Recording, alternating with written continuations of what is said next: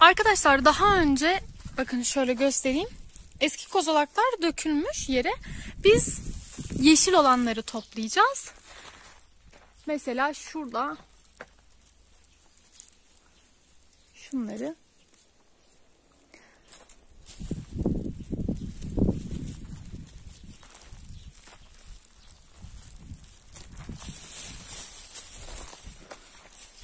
Şimdi ben arkadaşlar şu duvarımıza çıkayım. Sonra videoma devam edeyim.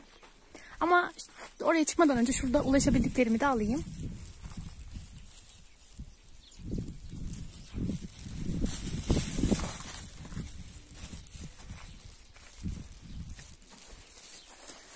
Şunları alayım. Öyle çıkayım. Hep üstlere bakınca onlara ulaşamadığımı fark ettim.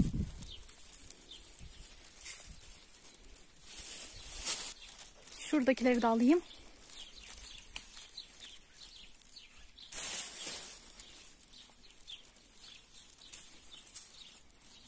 Bakın şurada da var.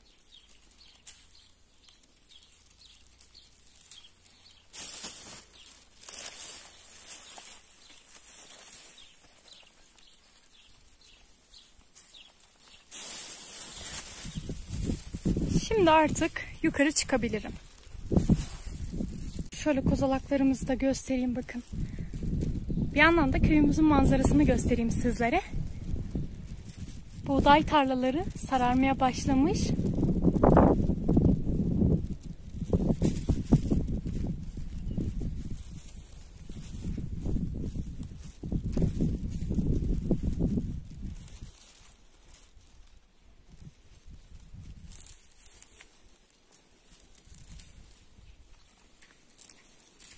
Bir yandan kuşlar da uçuşuyor.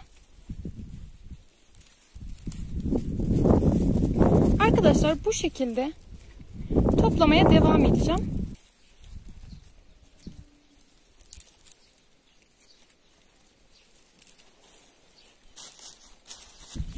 Kozalaklarla toplaması biraz zor çünkü dikenler ister istemez batıyor. Ama çok şifalı, şifa deposu.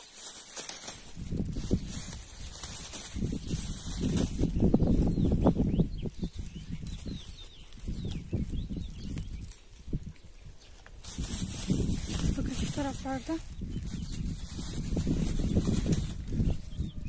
daha fazla. Şimdi ilerleyeyim o zaman. Şöyle.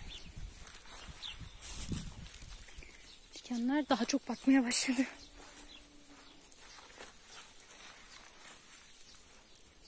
Evet bakın. Şöyle göstereyim. Hemen bunları da alayım.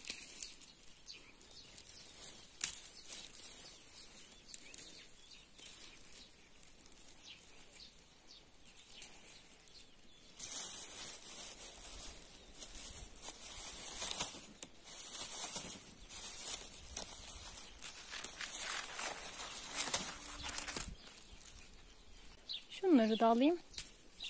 Şimdi arkadaşlar bu şekilde toplamaya devam edeceğim. Hepsini bitirdikten sonra tekrar sizlere göstereceğim. Arkadaşlar bu şekilde poşetimizi doldurduk. Şimdi artık yapım aşamasına geçiyoruz. 2,5 kiloya yakın çam kozalaklarımızı bu şekilde tenceremize yıkayıp koyduk arkadaşlar. Üstü bata su koyacağız. Biraz daha ekleyeceğiz şimdi.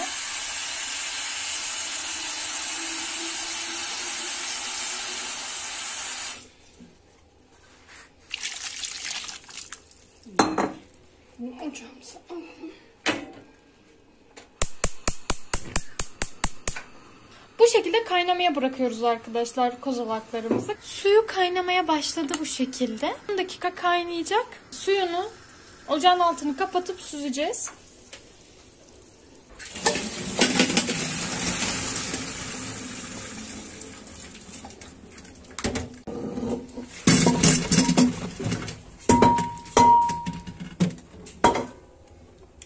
Şimdi arkadaşlar süzme işlemimizi de gerçekleştirdik. Daha büyük bir tencereye aldık. Yine bunu da üstü bata su ekliyoruz. Biraz daha su ekleyeceğiz.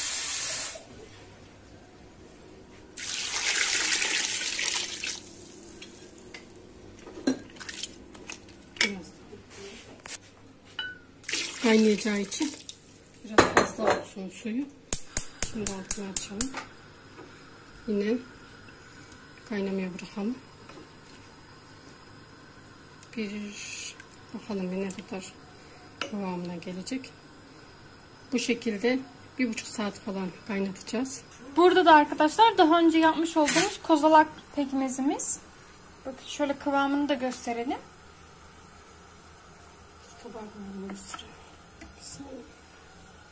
Şu an bu soğumuş hali. Bunu dün yaptık.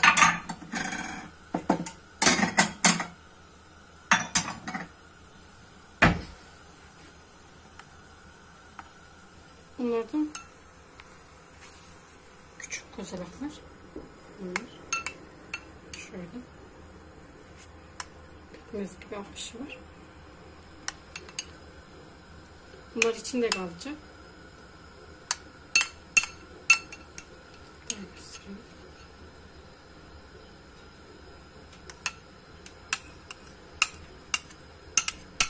Bunlar küçük kozalaklar. Şöyle göstereyim tabakta. Küçükleri.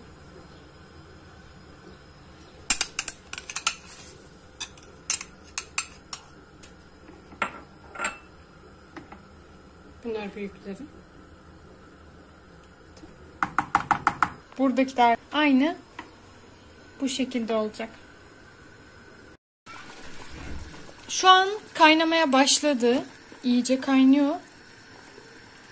Bir yandan da köpüklerini alıyoruz. Şimdi bu şekilde biraz daha kaynayacak. Ama bir yandan bu beyaz beyaz köpüklerini alıyoruz.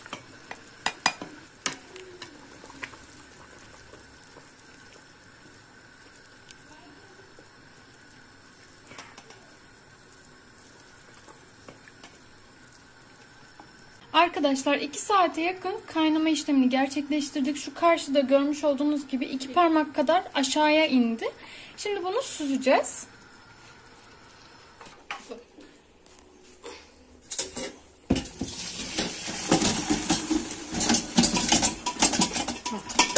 Kozalaklar yumuşamaya başlamışlar. Biz taze olduğu için bunlar tazelerinden topladık ve o da şimdi yumuşacık olmuşlar. Tamammışlar. Şimdi biraz suyu tamamen alsın aşağıya. Tamamdır. Şimdi bize lazım olan yeri burası arkadaşlar. Buna 2 kiloya 3 kilo falan vardı herhalde. 2,5 kilo falan. Ben buna 2 kilo şeker dökeceğim. Fazla şekerli olmasını istemiyorum. Buraya yapıp şöyle. Tamamdır. Bunu da kıvamına gelene kadar kaynatacağız. Şekeri de karıştıralım arkadaşlar. Erisin. Sonra kaynamaya bırakalım.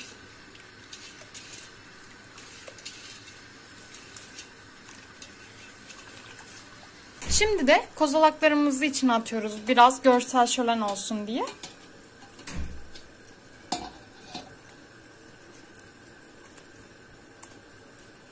15 tane falan.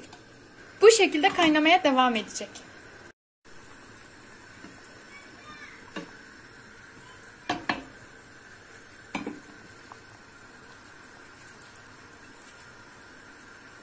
Şimdi arkadaşlar limonlarımızı da buzluktan ve bu limonları da döküyorum.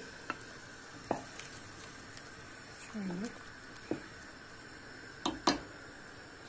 Şekerlenmemesi için limonlar.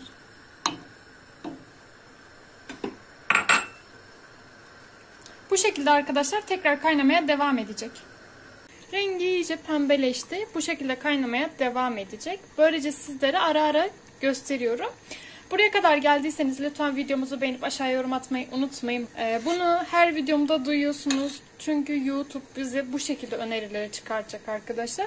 O yüzden lütfen bir emoji dahi olsa aşağıya yorum atmayı unutmayın. Artık koyulmaya da başladı arkadaşlar. 10 dakikaya falan tamamen tamam olur. Bunlar da küçükleri.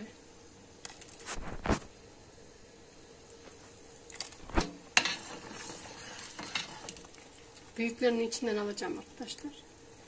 Büyüklerini alıp Küçükler kalacak ama. aynen küçükleri kalacak. Yenmeyecek tabii ki ama dekor olarak da içine Koyacağız. koyacağım. Şimdi bu içindeki büyükleri alıyoruz.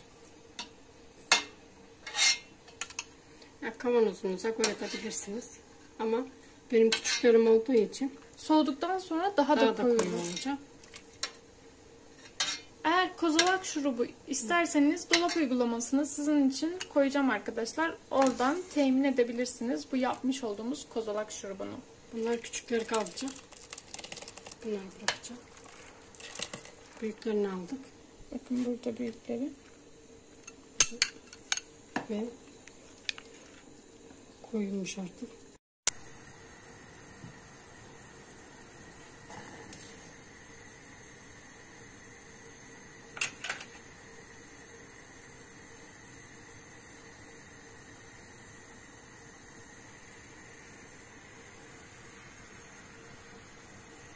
Arkadaşlar köpürdü iyice.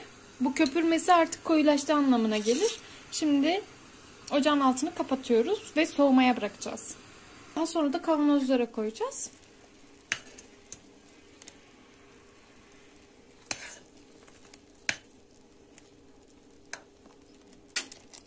Bu soğuduktan sonra da bayağı bir koyulacak. Rengini artık aldı.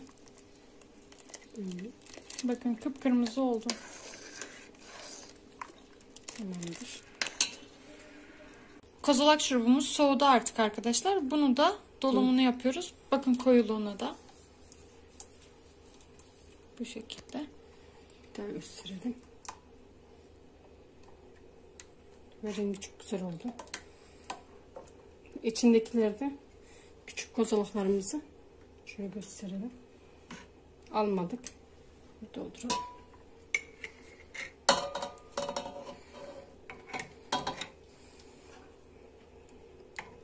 Biz bu videomuzda arkadaşlar şekerli kozalak şurubunu denedik. Daha sonra Pekmezli yapacağız bir dahakine.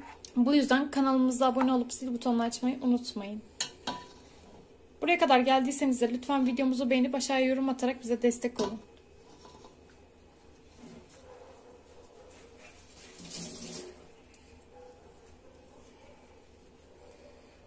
Birinci kavanozumuz. Bütün kavanozlarımızı doldurup tekrar geleceğiz.